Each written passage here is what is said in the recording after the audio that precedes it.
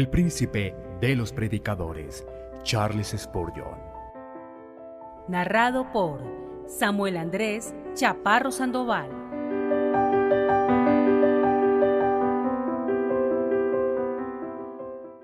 Cristo triunfante. Sermón predicado la mañana del domingo 4 de septiembre de 1859 por Charles Haddon Spurgeon en el Music Hall Royal Surrey Gardens, Londres, y despojando a los principados y a las potestades, los exhibió públicamente, triunfando sobre ellos en la cruz. Colosenses capítulo 2, versículo 15. Para el ojo de la razón, la cruz es el centro de la aflicción y el fondo de la profundidad de la vergüenza. Jesús muere la muerte de un malefactor. Él cuelga del patíbulo de un criminal y derrama su sangre sobre el monte común de la condenación, teniendo por compañeros a unos ladrones. En medio de burlas, escarnio y desprecio, obscenidades y blasfemias, Él entrega su espíritu. La tierra lo rechaza y lo levanta sobre su superficie, y el cielo no le suministra ninguna luz, sino que más bien oscurece al sol de mediodía en la hora de su agonía. La imaginación no puede descender a las profundidades a las que se sumergió el Salvador. La propia malicia satánica no podría inventar una calumnia más negra que la que fue arrojada sobre él. No escondió su rostro de la vergüenza ni de los salivazos, y qué vergüenza y qué escupitajos le lanzaron. Para el mundo, la cruz debe ser siempre el emblema de la vergüenza, para los judíos un tropezadero y para los griegos locura. Cuán diferente es el panorama que se presenta al ojo de la fe. La fe no reconoce ninguna vergüenza en la cruz, excepto la vergüenza de quienes clavaron al Salvador allí. No ve ninguna base para el desprecio, pero lanza un desprecio indignado al pecado, el enemigo que traspasó al Señor. La fe ve la aflicción, ciertamente, pero ve que de esta aflicción brota una fuente de misericordia. Es cierto que se duele por el Salvador agonizante, pero lo ve trayendo vida e inmortalidad a la luz en el preciso momento cuando su alma fue eclipsada por la sombra de la muerte. La fe considera la cruz no como un emblema de vergüenza, sino como el símbolo de gloria.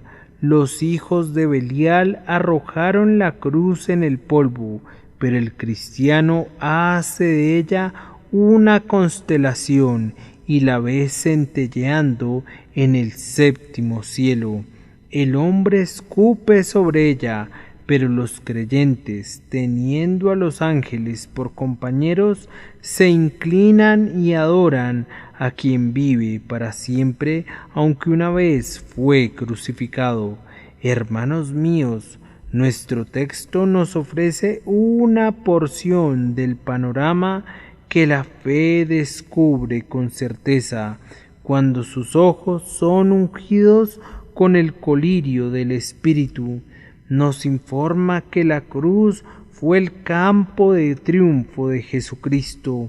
Allí luchó y allí también conquistó. Siendo victorioso en la cruz, Él dividió el botín. No, es mucho más que esto. En nuestro texto se habla de la cruz como la carroza triunfal en la que Él viajó cuando llevó cautiva la cautividad y dio dones a los hombres. Calvino explica así, de manera admirable, la última parte de nuestro texto, En el griego, la expresión usada permite, es verdad, que la interpretamos así en el mismo, es más, la mayoría de los manuscritos tienen esa expresión. Sin embargo, el contexto del pasaje requiere imperativamente que lo leamos de otra manera, pues lo que sería muy pobre para que se aplique a Cristo se adecúa admirablemente bien cuando se aplica a la cruz. Pues así como había comparado previamente la cruz con un insigne trofeo o una muestra de triunfo con la que Cristo dispersó a sus enemigos, ahora también la compara a un carro triunfal en el que Él se mostró con grandiosa magnificencia. Pues aunque en la cruz no hay nada sino maldición, fue sin embargo absorbida por el poder de Dios de tal modo que la cruz ha adoptado, por decirlo así, una nueva naturaleza, pues no hay ninguna tribuna tan magnífica, ningún trono tan augusto, ninguna muestra de triunfo tan distinguida, ningún carruaje tan eminente y honorable como lo es el patíbulo en el que Cristo ha sometido a la muerte y al diablo, el príncipe de la muerte, y es más, Él los ha puesto bajo las plantas de sus pies. Con la ayuda de Dios, hoy voy a predicarles acerca de las dos partes del texto. Primero voy a esforzarme para describir a Cristo despojando a sus enemigos en la cruz, y habiendo hecho eso voy a guiar su imaginación y su fe para que sigan adelante y vean al Salvador en triunfal procesión sobre su cruz, llevando cautivos a sus enemigos y haciendo claramente de ellos un espectáculo ante los ojos del atónito universo. En primer lugar, el día de hoy, nuestra fe recibe la invitación de contemplar a Cristo despojando a los principados y potestades. Satanás, aliado con el pecado y la muerte, había convertido este mundo en el hogar del desastre. El príncipe del poder del aire, usurpador caído, no contento con sus dominios en el infierno, necesitaba invadir esta hermosa tierra. Él encontró a nuestros primeros padres en medio del Edén. Los tentó para que renunciaran a su obediencia al Rey del cielo, y al instante ellos se convirtieron en sus esclavos, esclavos para siempre. Si el Señor del cielo no se hubiera interpuesto para rescatarlos. La voz de la misericordia fue escuchada mientras los grilletes estaban siendo remachados a sus pies, clamando: «Ustedes todavía podrán ser libres en la plenitud del tiempo. Vendrá uno que herirá la cabeza de la serpiente y liberará a sus prisioneros de la casa de su servidumbre». La promesa se demoró largamente. La tierra gemía y sufría dolores de parto en su servidumbre. El hombre era esclavo de Satanás, y las rechinantes cadenas que sujetaban su alma eran pesadas. Al fin, en la plenitud del tiempo, el libertador vino, nacido de mujer. Este infante conquistador tenía un palmo de estatura, estaba acostado en un pesebre. Él, que un día iba a sujetar al antiguo dragón para arrojarlo al abismo sin fondo, sellándolo allí.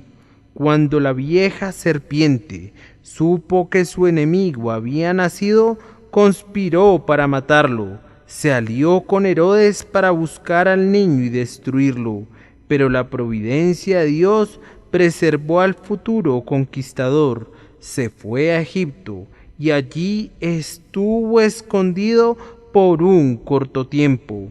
Luego, cuando había llegado a la plenitud de años, hizo su advenimiento público y comenzó a predicar libertad a los cautivos y puertas abiertas a los que estaban sujetos a prisión.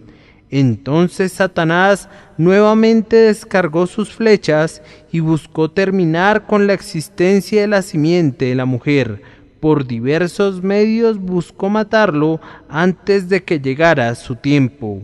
En una ocasión, los judíos tomaron piedras para apedrearlo, y esto lo intentaron varias veces. Trataron de despeñarle desde la cumbre de un monte. Se esforzaron por quitarle la vida por cualquier medio, pero su hora no había llegado.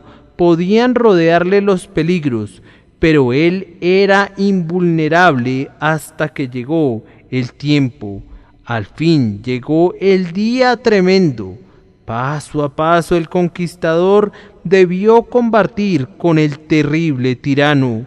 Se escuchó una voz en el cielo: mas esta es vuestra hora y la potestad de las tinieblas. Y Cristo mismo exclamó: ahora es el juicio de este mundo. Ahora el príncipe de este mundo será echado fuera. El Redentor se levantó de la mesa de la comunión a medianoche y marchó hacia el frente a la batalla. ¡Qué terrible fue ese combate!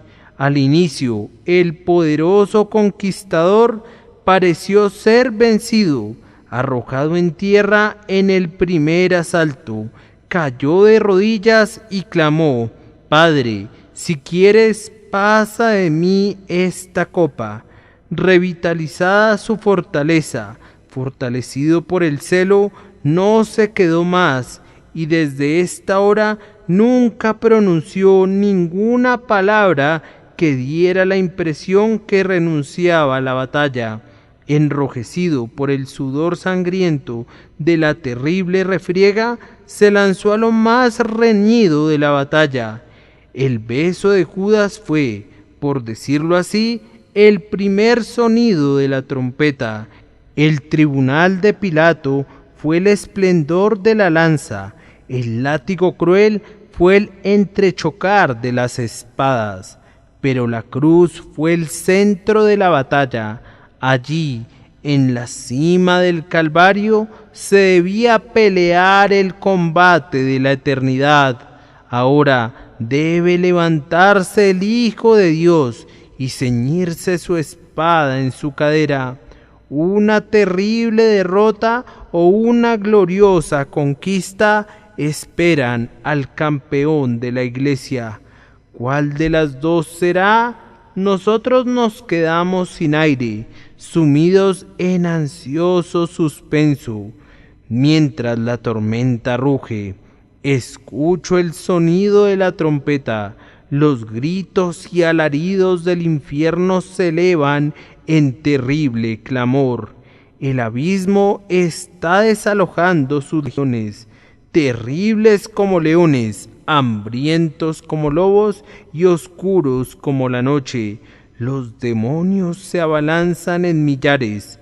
Las fuerzas de reserva de Satanás, que habían sido guardadas para este día de batalla terrible, están rugiendo en sus guaridas. Observen cuán incontables son sus ejércitos y cuán fieros son sus rostros. Blandiendo su espada, el archienemigo encabeza la vanguardia, ordenando que sus seguidores no luchen ni con un pequeño ni con grande, excepto únicamente con el Rey de Israel. Los líderes de la batalla son terribles. El pecado está allí y todos sus innumerables vástagos están allí, escupiendo veneno de áspides y clavando sus colmillos mortíferos en la carne del Salvador. La muerte monta el caballo amarillo y su dardo cruel se abre paso rasgando el cuerpo de Jesús hasta el centro de su corazón. Él está muy triste hasta la muerte. El infierno se aproxima con todos sus carbones de Nervo y sus dardos encendidos. Pero como jefe y cabeza de todos ellos está Satanás, recordando muy bien aquel lejano día cuando Cristo lo arrojó desde las murallas almenadas del cielo. Avanza con toda su malicia, dando voces para el ataque. Los dardos lanzados al aire son tan incontables que oscurecen el sol. Las tinieblas cubren el campo de batalla y lo mismo que ocurrió en Egipto era una oscuridad tan densa que podía tocarse. La batalla no promete durar mucho, ya que se trata de uno contra muchos. Un hombre, no, aclaremos para que nadie me malinterprete. Un dios está en traje de combate enfrentando a decenas de miles de principados y potestades. Avanzan, vienen marchando, y él se enfrenta a todos ellos. Al principio silenciosamente, él permite que sus filas irrumpan sobre él, soportando tan terriblemente la dureza de su embate que no pensó en gritar, pero al fin se escucha el grito de combate. Aquel que lucha por su pueblo comienza a gritar, pero es un grito que hace temblar a la iglesia. Él clama: tengo sed. La batalla es tan intensa en su contra y el polvo tan denso que él se sofoca y tiene sed. Clama: tengo sed. ¿Acaso es un signo de que será derrotado pronto? Esperen un momento. Vean aquellos montones allá. Todos ellos han caído por su brazo. Y en cuanto a los demás, no se preocupen. El enemigo no hace otra cosa que apresurarse a su propia destrucción.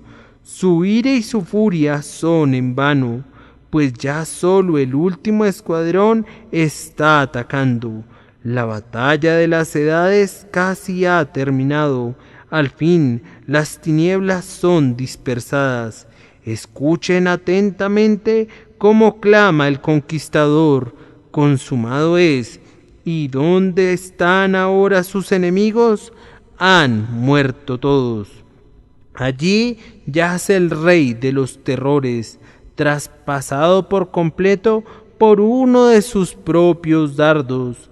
Allí yace Satanás con su cabeza sangrante, quebrantado. Por allá se arrastra la serpiente con su lomo roto, retorciéndose en miseria espantosa. En cuanto al pecado, ha sido hecho pedazos y dispersado a los vientos del cielo. Consumado es, clamó el conquistador cuando llegó de Bosra con vestidos rojos. He pisado yo solo el lagar, y de los pueblos nadie había conmigo. Los pisé con mi ira, y los hollé con mi furor, y su sangre salpicó mis vestidos. Y ahora procede a dividir el botín. Hacemos una pausa aquí para observar que dividir el botín es una señal segura de que la batalla ha sido ganada por completo. El enemigo no permitirá nunca que el botín sea dividido entre los conquistadores mientras le quede alguna fuerza. Ciertamente podemos deducir de nuestro texto que Jesucristo ha puesto en fuga, ha derrotado de manera completa y definitiva, ha puesto en retirada a todos sus enemigos, pues de lo contrario no habría dividido el botín. Y ahora, ¿qué significa la expresión que Cristo divide el botín? Yo entiendo qué significa. En primer lugar, que Él desarmó a todos sus enemigos. Satanás vino en contra de Cristo. Él tenía en su mano una aguda espada llamada la ley. bañada en el veneno del pecado, de tal forma que cada herida que la ley infligía era mortal. Cristo arrebató esta espada de la mano de Satanás, y el príncipe de las tinieblas se quedó desarmado. Su yelmo fue partido en dos, y su cabeza fue aplastada como por la acción de una vara de hierro. La muerte se levantó contra Cristo. El Salvador le quitó su aljaba, la vació de todos sus dardos, los quebró en dos, devolvió a la muerte el cabo emplumado, pero no le regresó las lengüetas envenenadas, para que no pudiera destruir nunca a los rescatados. El pecado vino contra Cristo, pero el pecado fue hecho pedazos por completo. Había sido el escudero de Satanás, pero su escudero fue abandonado y quedó muerto en la llanura. ¿Acaso no es un noble cuadro contemplar a todos los enemigos de Cristo? Es más, hermanos míos, a todos sus enemigos y los míos totalmente desarmados, a Satanás no le quedó nada con qué poder atacarnos. Puede intentar lesionarnos, pero no puede herirnos nunca, pues se ha quedado sin espada ni lanza. En las antiguas batallas, especialmente entre los romanos, cuando el enemigo había sido vencido, era costumbre quitarle todas sus armas y sus municiones.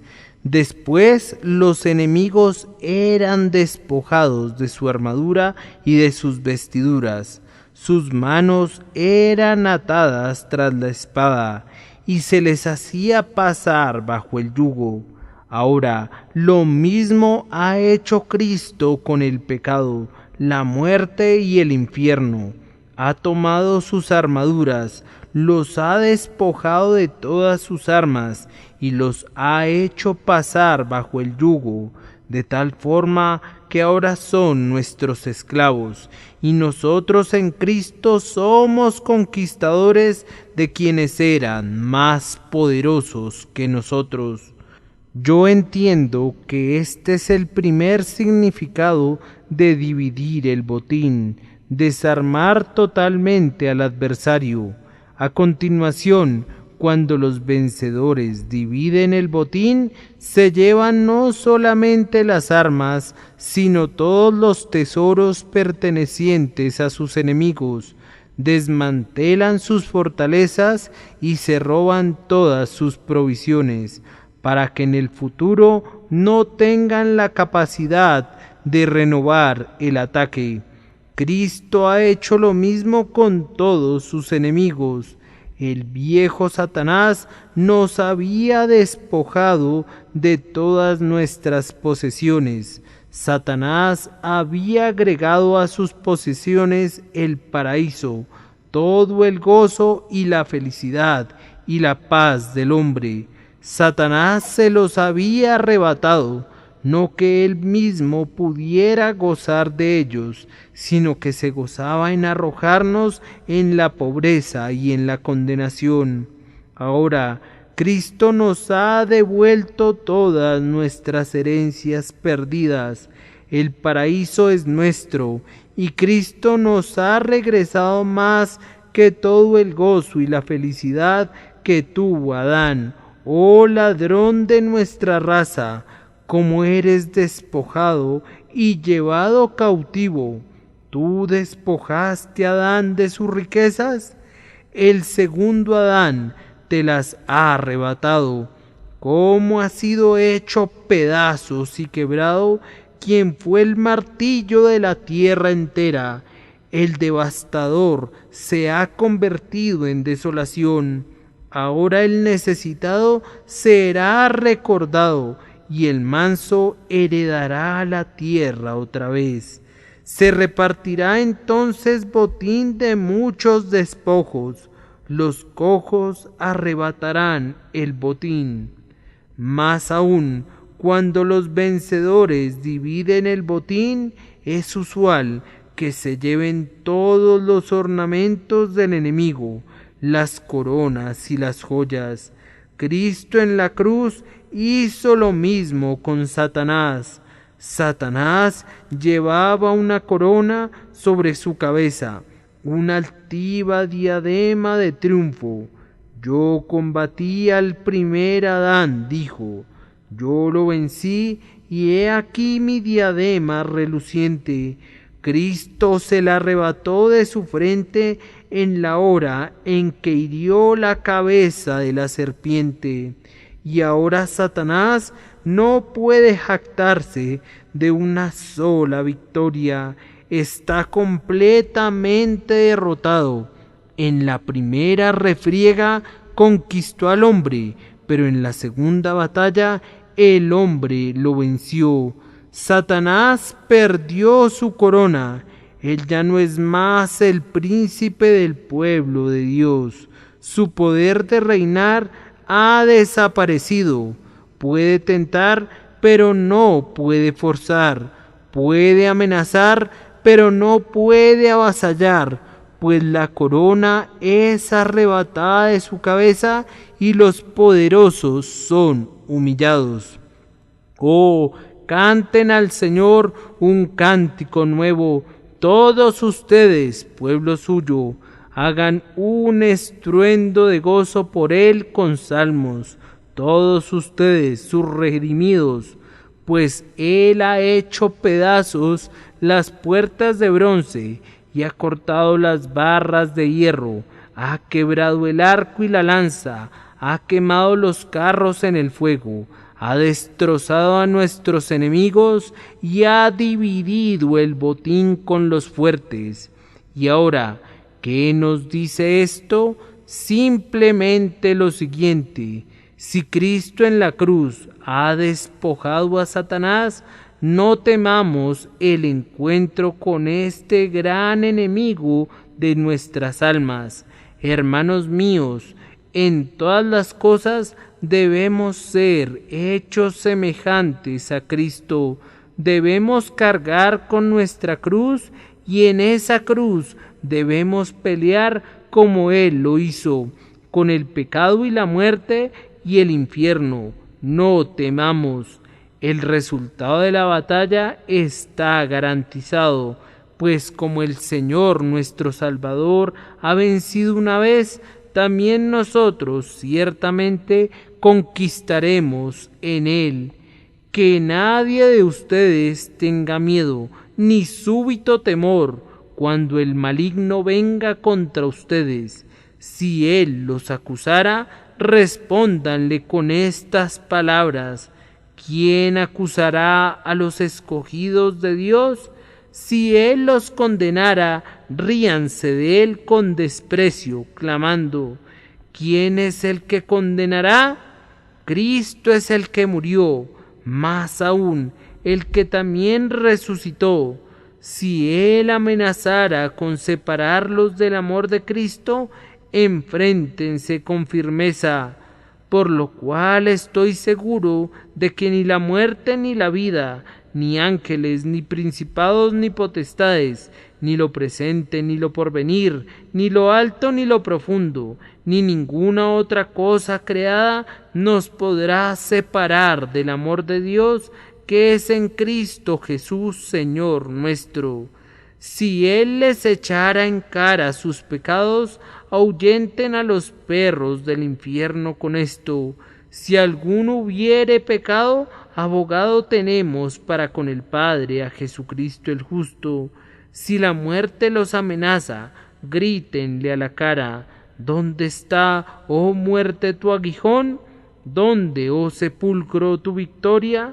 Sostén la cruz ante ti, que ella sea tu escudo y tu adarga, y puedes tener la seguridad de que así como tu Señor no solamente ahuyentó al enemigo, sino que después tomó el botín, sucederá lo mismo contigo. Tus batallas con Satanás serán una ventaja para ti. te volverás más rico a costa de tus antagonistas. Entre más numerosos sean ellos, mayor será tu parte del botín. Tu tribulación obrará paciencia, y tu paciencia experiencia, y tu experiencia esperanza. Una esperanza que no avergüenza. A través de toda esta tribulación heredarás el reino, y los propios ataques de Satanás te ayudarán a gozar más del reposo que queda para el pueblo de Dios. Ponte en formación de combate frente al pecado y Satanás. Todos ustedes que tensan el arco, dispárenles, no escatimen flechas, pues sus enemigos son rebeldes contra Dios. Levántate en contra de ellos con tu pie en sus cuellos. No temas, ni tampoco desmayes, pues la batalla es del Señor, y Él los entregará en tus manos. Sé valeroso, recordando que tienes que combatir con un dragón sin aguijón. Podrás sisear, pero sus dientes están rotos, y su colmillo venenoso ha sido extraído. Tienes que batallar con un enemigo marcado con las cicatrices que le dejaron las armas de tu Señor. Tienes que combatir con un enemigo que está desnudo. Cada golpe que le asestes quedará muy visible, pues no tiene nada que le proteja. Cristo lo ha desnudado por completo y ha partido su armadura y lo ha dejado indefenso frente a su pueblo. Podrá rugir el león, pero no podrá destrozarte nunca. El enemigo podrá abalanzarse sobre ti con rugidos repugnantes y terribles alarmas, pero no hay causa real para temer. Permanece firme en el Señor. Tú luchas con un rey que ha perdido su corona. Peleas con un enemigo con pómulos destrozados y con lomos descoyuntados. Regocíjate, regocíjate en el día de la batalla, pues para ti no es sino el comienzo de una eternidad de triunfo. De esta manera me he esforzado por reflexionar sobre la primera parte del texto, es decir, que Cristo en la cruz dividió el botín y quiere que nosotros hagamos lo mismo. La segunda parte de nuestro texto se refiere no solamente a la división del botín, sino al triunfo, cuando un general romano había llevado a cabo grandes hazañas en un país extraño. Su recompensa más alta era que el Senado le decretara el triunfo. Por supuesto que se llevaba a cabo una distribución del botín en el campo de batalla, y cada soldado y cada capitán recibía su parte, pero cada individuo esperaba anhelante el día en que podría gozar del triunfo público. En un cierto día establecido, las puertas de Roma se abrían de par en par. Todas las casas estaban decoradas con ornamentos. La gente se subía a los techos de las casas o permanecía en grandes multitudes a lo largo de las calles. Las puertas eran abiertas y muy pronto la primera legión comenzaba a desfilar. El sonido de las trompetas ondeando sus estandartes. La gente veía a los decididos guerreros mientras marchaban por la calle, regresando de sus campos de batalla teñidos de sangre. Después que ya había desfilado la mitad del ejército, tu ojo podía posarse en uno que era el centro de toda la atracción. Subido en un noble carro tirado por caballos blancos como la nieve, pasaba el propio conquistador, llevando en su cabeza una corona de laurel y parado con firmeza. Encadenados a su carro iban los reyes y los hombres valerosos que habitaban las regiones conquistadas por él. Inmediatamente después de ellos venía parte del botín. El marfil y el ébano eran transportados, así como las bestias de los diferentes países que habían sometido. Después de ellos desfilaba el resto de los soldados, una larga caravana de hombres valerosos, todos ellos compartiendo los triunfos de su capitán. Detrás de ellos seguían los estandartes, las viejas banderas que habían ondeado en alto en la batalla, y los estandartes que habían sido arrebatados al enemigo. Y después de todo esto, grandes emblemas pintados con las importantes victorias del guerrero.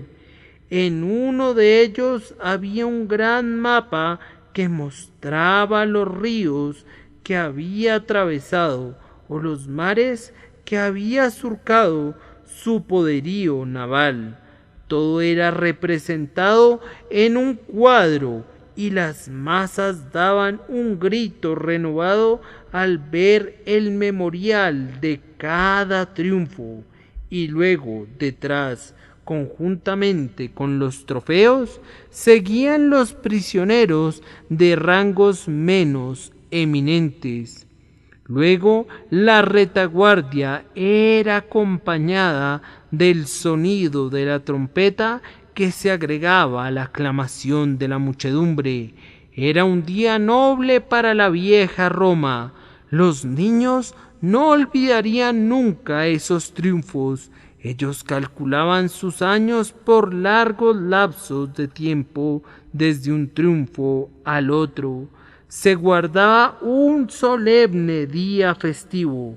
Las mujeres arrojaban flores al conquistador, y él era el verdadero monarca del día. Ahora, evidentemente, nuestro apóstol había visto triunfos así, o había escuchado de ellos, y toma esto como una representación de lo que Cristo hizo en la cruz. Nos dice, Jesús lo exhibió públicamente, triunfando sobre ellos en la cruz. ¿Han pensado alguna vez que la cruz podría ser la escena de un triunfo? Muchos de los viejos comentaristas escasamente pueden concebir que esto sea verdad. Dicen, esto debe referirse ciertamente a la resurrección y ascensión de Cristo. Sin embargo, así lo dicen las Escrituras, que inclusive en la cruz Cristo gozó de un triunfo. Sí, mientras esas manos estaban sangrando, las aclamaciones de los ángeles estaban siendo derramadas sobre su cabeza. Sí, mientras esos pies estaban siendo desgarrados por los clavos, los espíritus más nobles del mundo se congregaban a su alrededor llenos de admiración.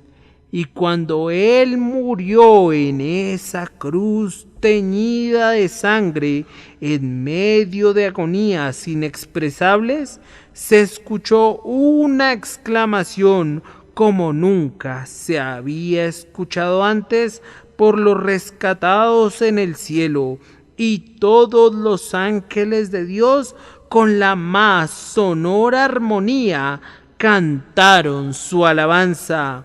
Y luego con el coro completo se cantó el cántico de Moisés, el siervo de Dios y del Cordero, pues él había cortado ciertamente a Rahab y había herido severamente al dragón. Canten al Señor, pues él ha triunfado gloriosamente. El Señor reinará por siempre y para siempre, Rey de reyes y Señor de señores.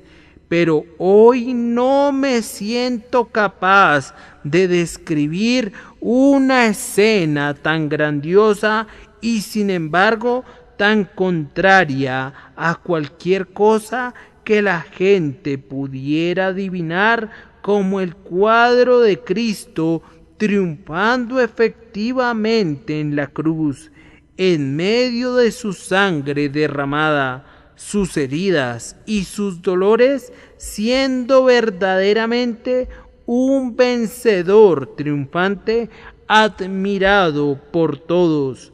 Más bien, elijo tomar mi texto de esta manera: la cruz es la base del triunfo final de Cristo. Puede decirse que Él triunfó realmente allí, porque fue por ese acto suyo, ese ofrecimiento de sí mismo, que conquistó por completo a todos sus enemigos y se sentó para siempre a la diestra de la majestad en los cielos. En la cruz, para el ojo espiritual, está contenida cada victoria de Cristo.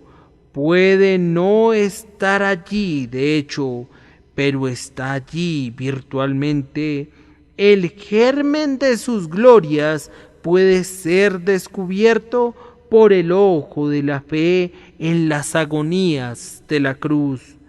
Ténganme paciencia mientras humildemente intento describir el triunfo que resulta ahora de la cruz. Cristo ha vencido para siempre a todos sus enemigos y ha dividido el botín en el campo de batalla, y ahora, inclusive en este mismo día, Él goza de la recompensa bien ganada y del triunfo de su terrible esfuerzo. Vuelvan sus ojos a las almenas del cielo, la grandiosa metrópolis de Dios. Las puertas de perlas están abiertas de par en par, y la ciudad brilla con sus murallas encolladas, como una novia preparada para su esposo. ¿Ven a los ángeles que se arremolinan junto a las almenas? Pueden observarlos en cada mansión de la ciudad celestial, anhelando ávidamente y buscando algo que no ha llegado todavía.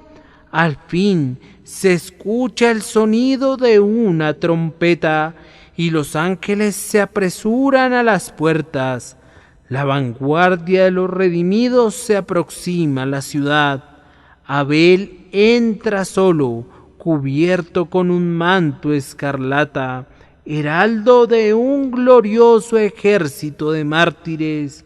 Escuchen los gritos de aclamación. Este es el primero de los guerreros de Cristo, a la vez un soldado y un trofeo que han sido liberados.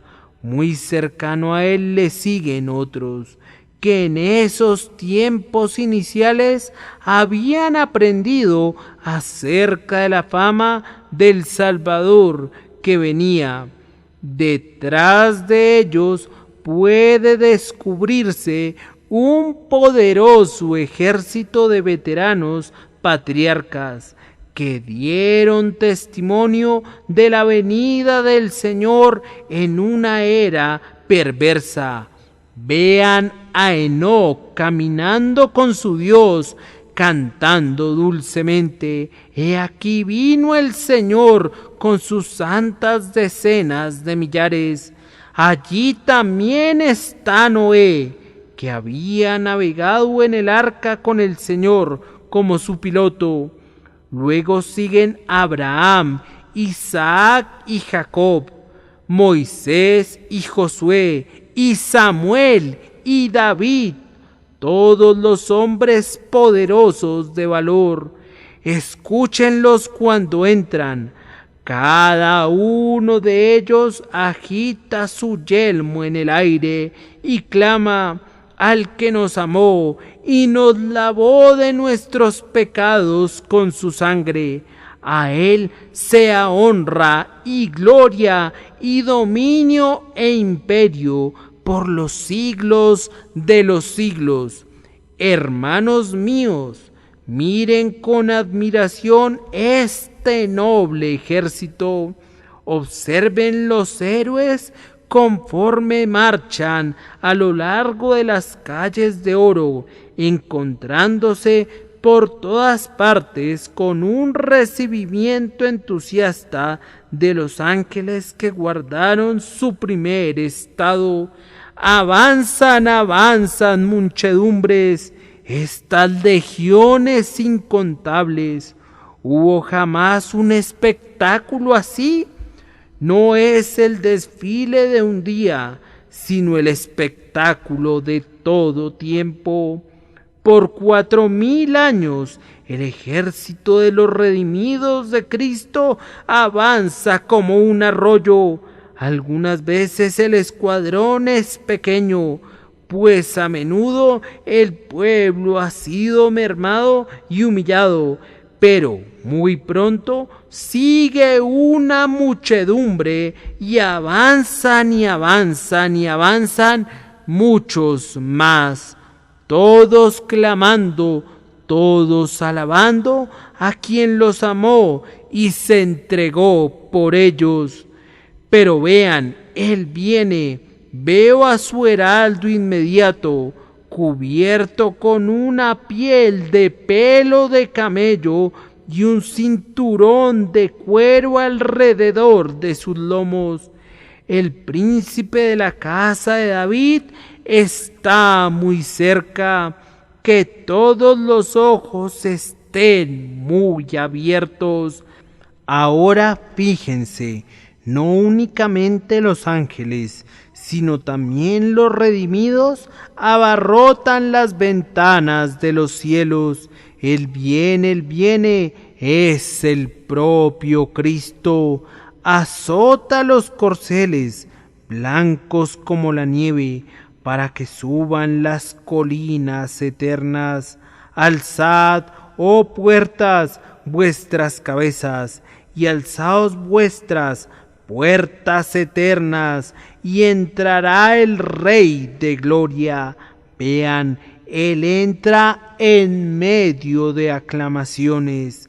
Es él, pero no está coronado de espinas. Es él, pero aunque sus manos llevan las cicatrices, ya no están manchadas de sangre. Sus ojos son como una llama de fuego, y en su cabeza hay muchas coronas, y en su vestidura y en su muslo tiene escrito este nombre: Rey de Reyes y Señor de Señores.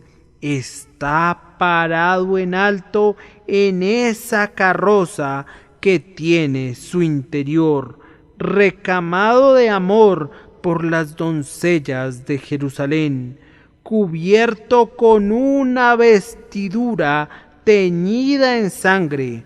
Es reconocido como emperador del cielo y de la tierra. Avanza, prosigue hacia adelante, y más fuerte que el sonido de muchas aguas y como poderosos truenos son las aclamaciones que lo rodean.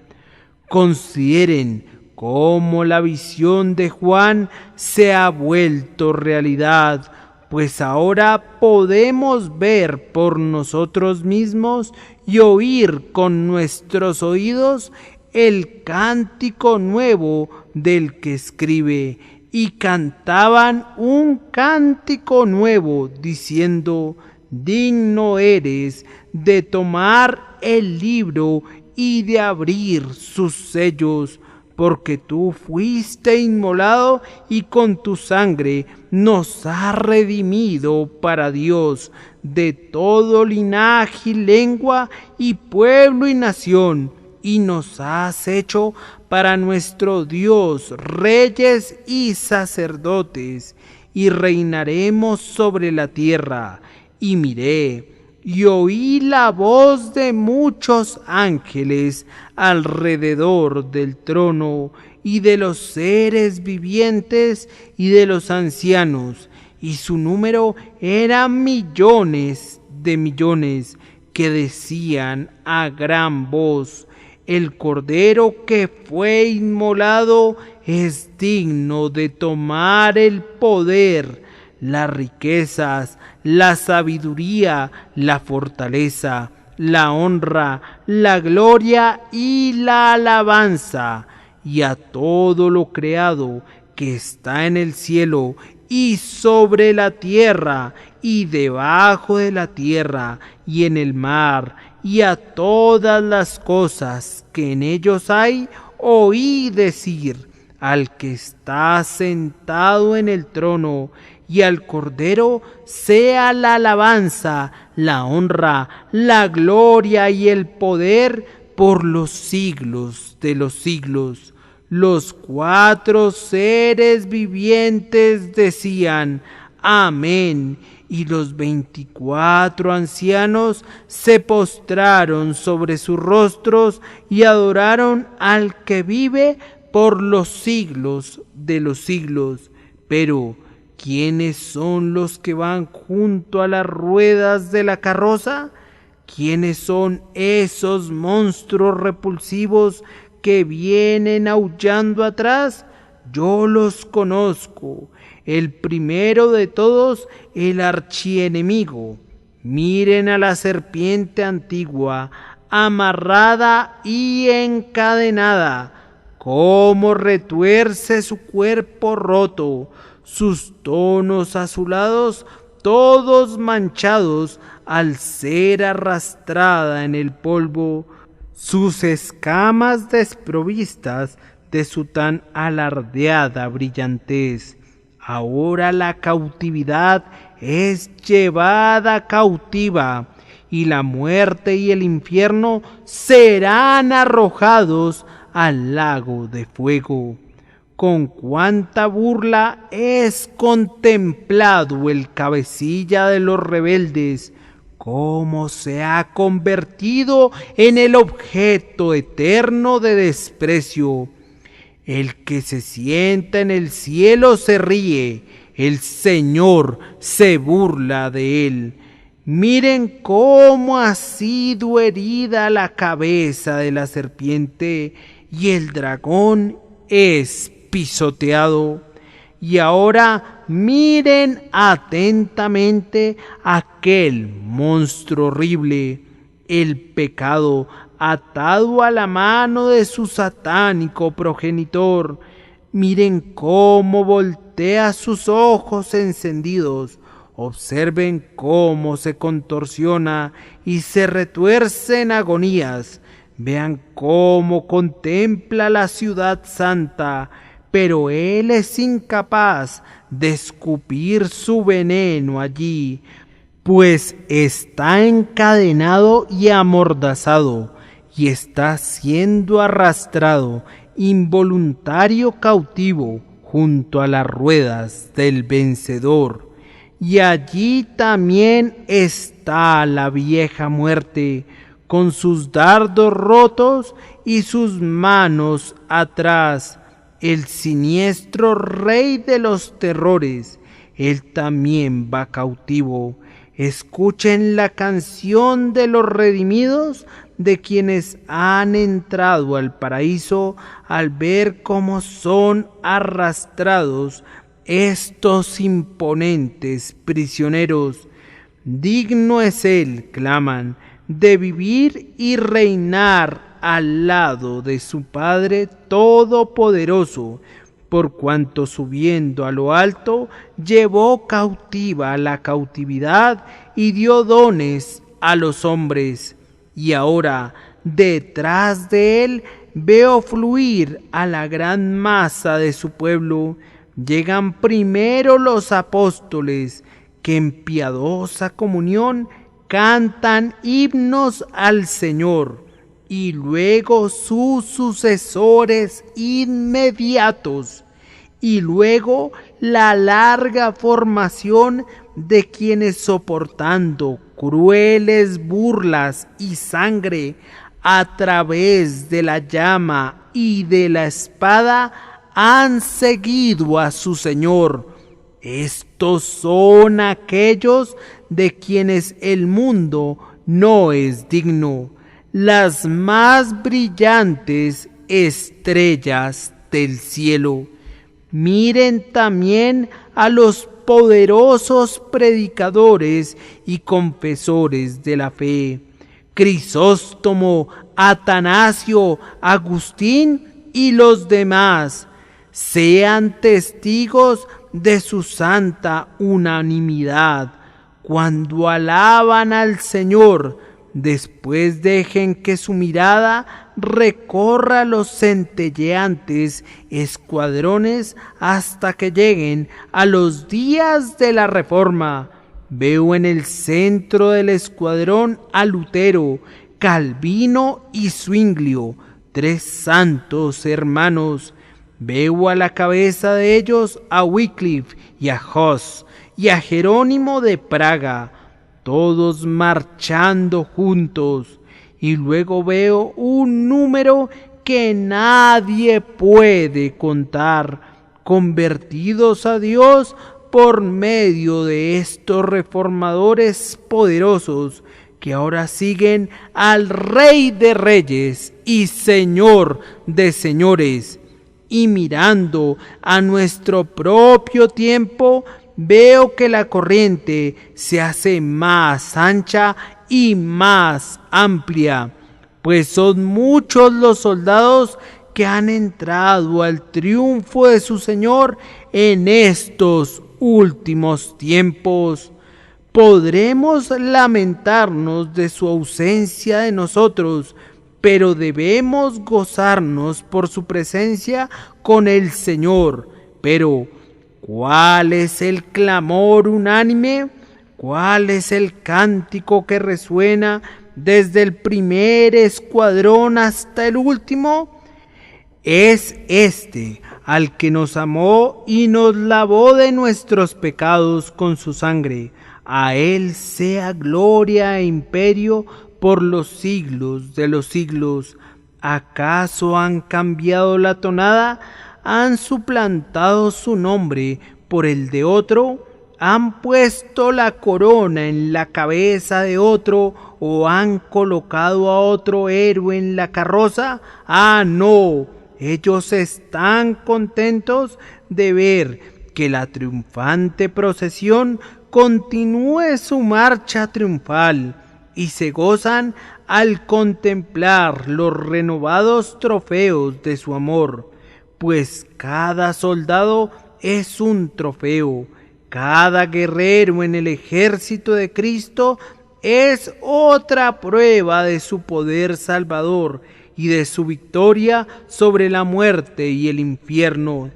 No tengo tiempo para extenderme más, pues de lo contrario describiría los impresionantes cuadros al fin de la procesión, pues en los antiguos triunfos romanos los hechos del conquistador eran descritos en las pinturas, las ciudades que había tomado, los ríos que había atravesado, las provincias que había sometido, las batallas que había librado.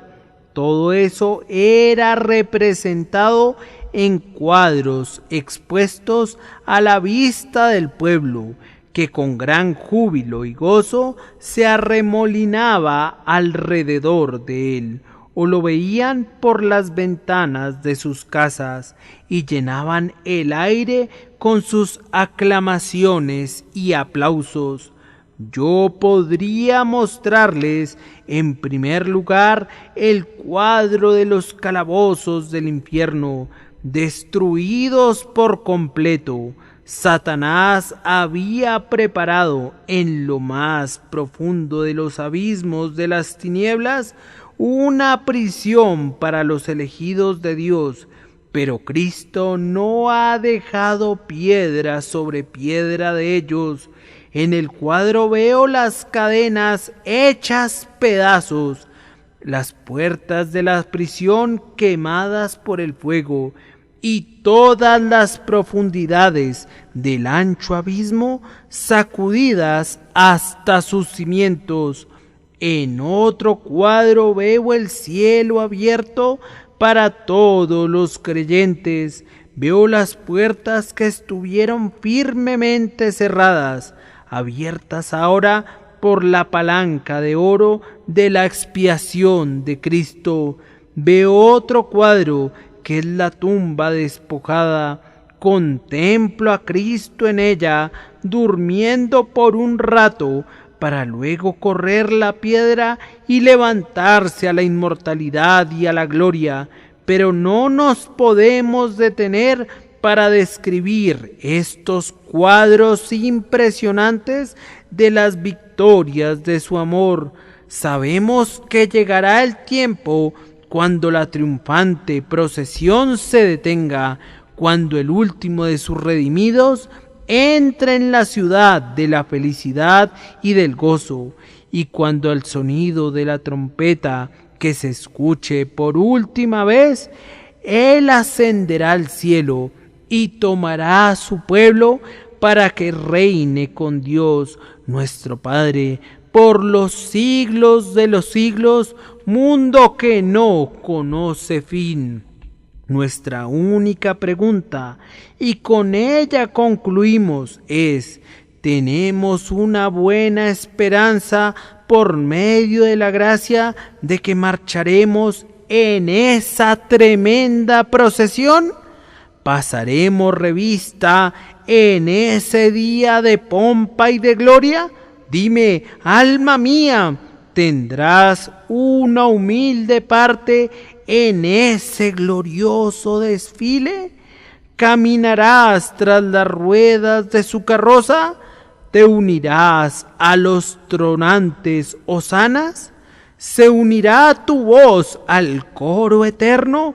Algunas veces temo que no hay momentos en que no se nos ocurre la terrible pregunta: ¿qué pasa si mi nombre queda fuera cuando se lea la lista de convocación? Hermanos, ¿no les preocupa ese pensamiento? Sin embargo, hago la pregunta de nuevo. ¿Pueden responderla? ¿Estarán allí? ¿Podrán ver esta pompa? ¿Le verán triunfar sobre el pecado, la muerte y el infierno al fin? ¿Puedes contestar esta pregunta? Hay otra pregunta, pero la respuesta servirá para ambas. ¿Crees en el Señor Jesucristo? ¿Es Él tu confianza y tu protección? ¿Le has entregado tu alma para que la guarde? Descansando en su poder, puedes decir a nombre de tu espíritu inmortal: no tengo ningún otro refugio, mi alma desvalida depende de ti. Si puedes decir eso, tus ojos lo verán en el día de su gloria. Es más, tú compartirás su gloria y te sentarás con Él en su trono, así como Él ha vencido y se sienta con su Padre en su trono. Me ruborizo al predicar como lo he hecho hoy, acerca de un tema que está más allá de mi alcance. Sin embargo, no podía dejar de cantarlo. Más bien, de la mejor manera posible, debía cantarlo. Que Dios engrandezca su fe y fortalezca su esperanza e inflame su amor, y los prepare para ser hechos partícipes de la herencia de los santos en la luz, para que cuando venga en medio de las nubes del cielo, sobre las alas del viento, estén listos para encontrarse con Él y puedan ascender con Él para ver para siempre la visión de su gloria. Que Dios nos otorgue esta bendición por Cristo nuestro Señor. Amén.